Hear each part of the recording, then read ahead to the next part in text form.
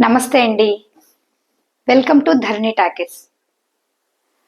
మనలో మనం చాలామంది మనం అనుకునే మాట ఏంటంటే, మనం రోజు చాలా పనుల్లో హడావిడిగా ఉంటాం కదా! మనకి మనశ్శాంతిగా, ప్రశాంతంగా ఉండాలంటే మెడిటేషన్ చేసుకోమని అందరూ చెప్తూ ఉంటారు. అది ఎలా సాధ్యం?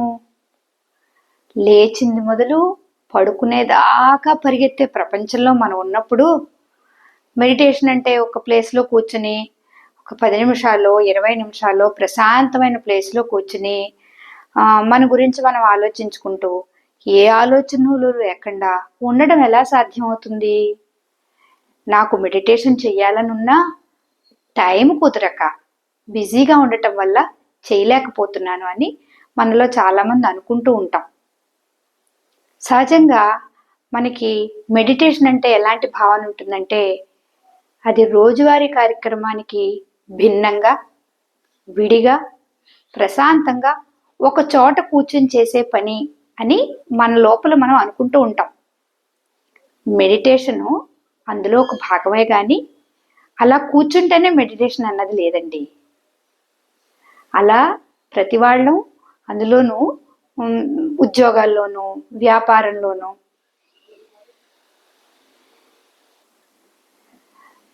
పనుల్లో వివిధ రకాల పనుల్లోనూ నిమగ్నమైన వాళ్ళం అన్నిటినీ వదిలేసి ఓ పక్కన కూర్చోండి అంటే నిజంగానే అది సాధ్యపడదు. మరి సాధ్యపడని దాన్ని పెద్దవాళ్ళు ఎందుకు చెప్పుంటారు అంటే దానికి ఏదో మార్గం ఉంటుంది కదా. మెడిటేషన్ అంటే శరీరానికి నిద్ర ఎంతటి బలాన్ని ఇస్తుందో తెల్లారి లేచేసరికి, అలా మన మనసుకి అదొక బలాన్నిచ్చే మందు లాంటిది కదా. బలాన్నిచ్చే మందు ఎలాగోలో తీసుకునే ప్రయత్నం చేయాలి. మనకు బలం కావాలి కదా. దీనికి ఒక చక్కటి మార్గం మన పెద్దలు చెప్పారండి. ఏమిటంటే, మీరు మెడిటేట్ చేయదలుచుకున్నారు. మెడిటేట్ చేయడం వల్ల మనకు వచ్చే ప్రయోజనం ఏమిటి? ఎప్పుడు ఏ పని ఎలా చేయాలో మనకు తెలియటం కదా. అంటే ఏ పనినైనా శ్రద్ధగా చెయ్యి అంటూ ఉంటారు కదా పెద్దలు. అలా మనం దేన్నైనా శ్రద్ధగా చేయడానికి ఉపయోగపడేదే మెడిటేషన్ కదా. సో శ్రద్ధగా చేయటం అన్నదాన్ని మనం అలవాటు చేసుకుంటే అదే ఒక మెడిటేషన్ అండి.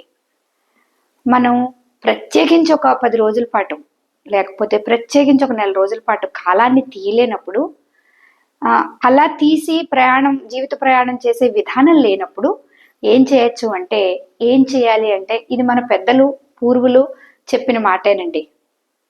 మనం రోజు ఖచ్చితంగా కొన్ని పనులు చేస్తాం. పడుకోవడం, లేవడం, శరీరాన్ని శుభ్రం చేసుకోవడం, తినటం. ఏ పరిస్థితుల్లో ఏది మానేసినా తినటం మాత్రం మనం మానవండి. తినటం పడుకోవడం 2 కార్యక్రమాలు చేస్తూ ఉంటాం కదా. మనం తినేటప్పుడు మనం చేసే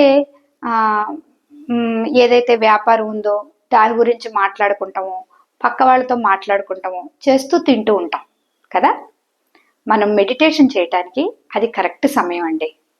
మీరు తినేటప్పుడు మైండ్ఫుల్నెస్తో తినండి. మైండ్ఫుల్నెస్ అంటే శ్రద్ధగా తింటున్నామా, తిండి మీదే.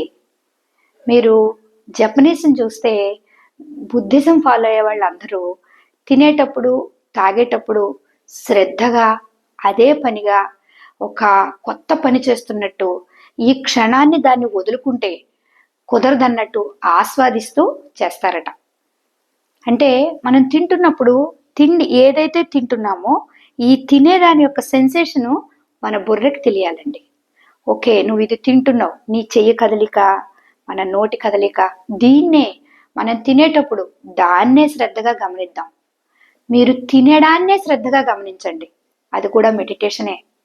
అది కూడా శ్రద్ధని పెంచే పనుల్లో ఒక భాగమే. ఏది తింటున్నామో, అలాగే ఏ పని అయితే మనం చేస్తున్నామో శ్రద్ధగా దాని మీదే ఈ ఫోకస్ పెట్టి తినటం అన్నది ఏదైతే ఉందో అది నెమ్మదిగా మిమ్మల్ని బయట ప్రపంచం నుంచి మీ ప్రపంచంలోకి తీసుకొస్తుంది. మనం తినేటప్పుడే చాలా అసలు ఖాళీ లేనట్టు ప్రాపంచిక వ్యవహారాల గురించి ఆలోచిస్తూ ఉంటాం. మన గురించి మనం పెద్దగా ఆలోచించుకోం. ఏం పెట్టారో ఏదో హడావిడిగా తినేయడం, పక్క వాళ్ళతో మాట్లాడడం. ఈ మధ్యకాలంలో ఈ ఫోన్లు వచ్చిన తర్వాత ఇలా చూసుకుంటాం, ఓ ముద్ద తింటాం, చూసుకుంటాం, తింటాం, లేదా టీవీ చూడడం, తింటాం. దీనివల్ల మీరు ఏ పని అయితే చేస్తున్నారో ఆ పనిలో కూడా నిమగ్నం అవ్వలేకపోతున్నారు.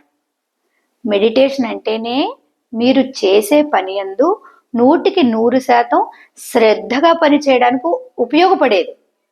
వేరే చోట కూర్చుంటే మీరు ఎక్కడో కూర్చుని ప్రాక్టీస్ చేస్తారు, కానీ తినేటప్పుడు, తాగేటప్పుడు, పని చేసేటప్పుడు ఈ పని చేస్తూ ఇంకో దాని గురించి ఆలోచించటం, ఆ పని చేస్తూ ఇంకో దాని గురించి ఆలోచించటం, దానివల్ల ప్రయోజనం సిద్ధించదు.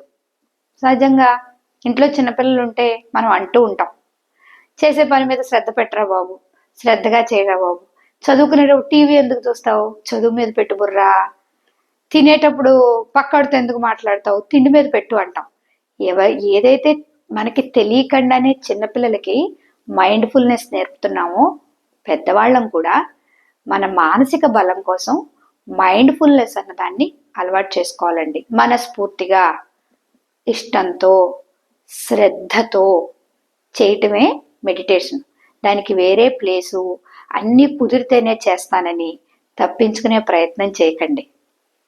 మీకు ఉన్న పనుల్లోనే దాన్ని జోడించండి, దాన్ని కూడా కలపండి. చాలా బాగుంటుంది. కాసేపు పొద్దుట ఒకసారి టిఫిన్ తింటాం, భోజనం చేస్తాం, రాత్రి భోజనం చేస్తాం. రోజులో ఈ 3 సార్లు మీరు 3-5 నిమిషాల్లో, 3 నిమిషాల్లో నెమ్మదిగా అది అలవాటు చేసుకున్నారంటే, ఏదైతే మెడిటేషన్ వల్ల మీ ఫోకస్ పెరిగి, చేసే పని పట్ల శ్రద్ధ పెరిగి, ఏకాగ్రత పెరిగి, మీరు చెత్తంతా చీపురుతో తుడిచినట్టు పోతుందని మనకి నిరూపితమైందో, అవన్నీ మీ జీవితంలో భాగం అవుతాయి. మెడిటేషన్ కోసం ప్రత్యేకించి ఏదో ఉండాలనుకోకుండా, మీ రోజువారి పనుల్లో దాన్ని మనసు పెట్టి ఆ పనులు చేయడం మొదలు పెడితే, మీరు అనుకుంటున్న మెడిటేషన్ అయిపోతుంది, మనం చేయాల్సిన పనులు అయిపోతాయి. ఒక్కసారి దీని గురించి ఆలోచించండి. Thank you.